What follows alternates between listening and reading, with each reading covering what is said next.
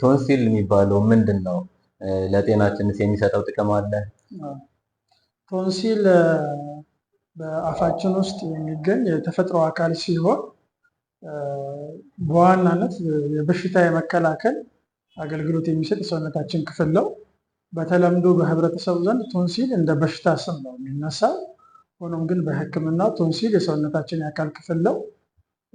አፋችን ውስጥ ደግሞ ወደ 4 አይነት ቶንሲሎች አሉ።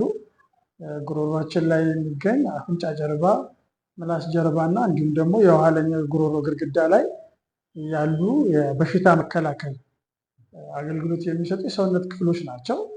ጥቅማቸውም ይሄ ነው። የፈርስት ላይን ዲፌንስ ይባላል በሕክምና የመጀመሪያ ደረጃ። የሚገኙበትን ቦታ ደግሞ የአየር ቧንቧ እና የምግብ ቧንቧ የሚገናኙበት ቦታ ላይ ስለሆነ የምንተነፍሰውም ሆነ በፈሳሽም ሆነ በምግብ መልክ ወደ አፋችን ሲገባ የመጀመሪያ ሰውነታችን በሽታን የሚከላከልባቸው የሰውነታችን አካል ነው ቶንሲል የምንለው ማለት ነው።